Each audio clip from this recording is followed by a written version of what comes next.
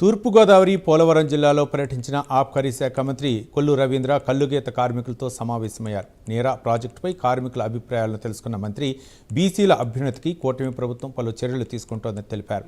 మరోవైపు వైసీపీ ప్రభుత్వంపై తీవ్ర విమర్శలు గుప్పించారు కొల్లు రవీంద్ర. చిత్తశుద్ధి ఏంటనేది గత 2 సంవత్సరాలుగా ఈ రాష్ట్రంలో జగన్మోహన్ రెడ్డి చేసినటువంటి అరాచకాల నుంచి, జగన్మోహన్ రెడ్డి చేసినటువంటి విధ్వంసం నుంచి ప్రజలకు సుపరిపాలన ఇస్తూ రాష్ట్ర అభివృద్ధిలో దేశంలోనే అగ్రగామిగా ఆంధ్ర రాష్ట్రానికి ముందుకు తీసుకెళ్లినటువంటి ఘనత గౌరవ ముఖ్యమంత్రి చంద్రబాబు నాయుడు గారిది, అలాగే ఉప ముఖ్యమంత్రి వర్యులు పవన్ కళ్యాణ్ గారిది, అలాగే ప్రధానమంత్రి నరేంద్ర మోడీ గారి సహకారంతో ఈరోజు అత్యంత వేగంగా ఈ రాష్ట్రాన్ని ముందుకు తీసుకెళ్తా ఉన్నాం. దానిలో భాగంగా అనేక విప్లవాత్మకమైనటువంటి నిర్ణయాలు తీసుకుని అన్ని వర్గాలకి న్యాయం చేయాలనే లక్ష్యంతో ఈ కూటమి ప్రభుత్వం పనిచేస్తూ ఉంది.